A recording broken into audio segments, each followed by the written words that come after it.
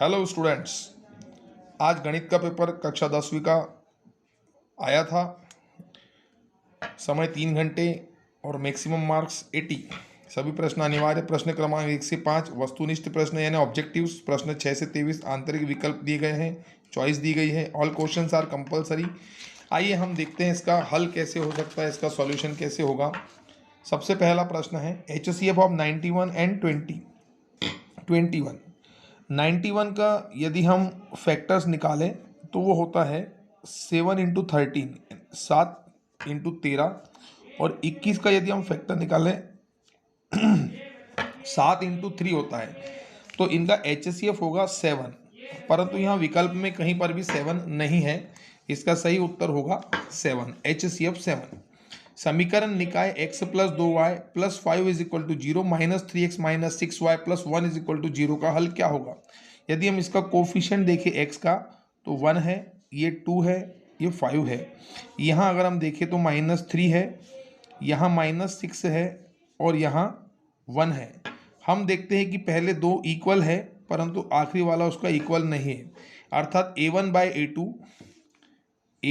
बटा A2 equal है B1 बटा B2 के, परंतु इक्वल नहीं है C1 बटा C2 के। ये प्रतिबंध जो है कोई हल नहीं, तो इसका उत्तर होगा कोई हल नहीं। ax square plus b x plus c के शून्यकों का योग होता है -b/a। -b/a का ऑप्शन सी है, हमारा उत्तर -b/a योग होगा।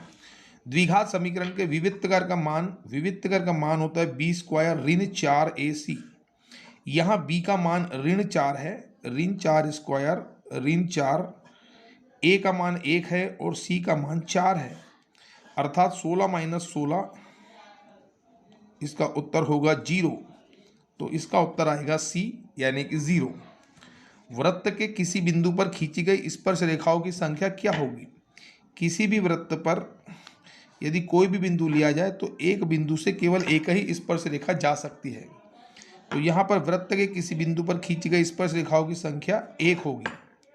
बाह्य बिंदु से अगर प्रश्न में ऐसा आता कि बाह्य बिंदु से कितनी स्पर्श रेखाएं होंगी, तब हमारा उत्तर 2 आता। परंतु यहाँ ये पूछ रहा है कि वृत्त के किसी भी बिंदु पर खींची गई स्पर्श रेखाओं की संख्या क्या होगी, अर्थात वृत्त पर अगर हम कोई भी कहीं एक बिंदु लेते हैं तो एक स्पर्श रेखा उस बिंदु को टच करके जाएगी, दूसरी उसको टच नहीं कर पाएगी। इसीलिए हम ये कहेंगे कि एक ही स्पर्श रेखा खींची जा सकती है। 0,5 और -0,5 के बीच की दूरी देखिए, ये 0 और ये 5, तो यहाँ से इसका वर्ग निकाल लेंगे और ये 5 और ये 0 जो दूसरा है यहाँ से इसका वर्ग निकाल लेंगे और इसकी करनी, अर्थात ये हो जाता है 5 का वर्ग 25, 5 का वर्ग 25, तो ये हो जाता है 25 दो बार आ गया, 25 गुना 2। 25 का वर्गमूल होता है 5 और √2 अंदर रह जाता है, हमारा उत्तर आएगा 5√2। तो इस प्रकार से ये अभिष्ट उत्तर यहाँ देखते हैं। पहले प्रश्न में विकल्प नहीं है, बाकी सब प्रश्नों के विकल्प आपके सामने प्रदर्शित हैं। आइए अब हम चलते हैं पेज नंबर 2 पर। ये इंग्लिश में दिया हुआ है। HCF of 91 and 21 is 91 can be return as 13 into 7 and 21 can be return as 7 into 3। So HCF will be equal to 7। Pair of equation x to y here 1 2 5 and then -3 -6 and 1. This is equal but this is not equal. So A1 by A2 equal to B1 by B2, which is not equal to C1 by C2. This is the condition of no solution. So your answer will be no solution. The sum of the zeros of quadratic polynomial will be -b by a. It is very simple because we want to find sum. So it is -b by a. अगर ये product पूछता तो हम c by a लिखते, परंतु यहाँ उसने सम पूछा हुआ, इसलिए हमारा उत्तर आएगा -b by a। डिस्क्रिमिनेंट का formula d is equal to B square minus 4ac। Here b value is -4, a value 1 and c value is again 4। 4 square 16 minus 16 equals to 0। So your right answer is 0। The discriminant of the quadratic equation will be 0. How many number of tangents can be drawn at a point on the circle? Considering a circle and a point on it, if we draw only one tangent can be drawn at a time. एक point से केवल एक tangent draw होगा।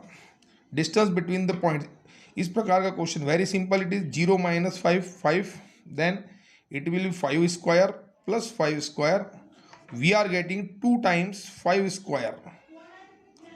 So square का 5 बाहर आएगा and root 2. So your answer will be B, that is 5 root 2.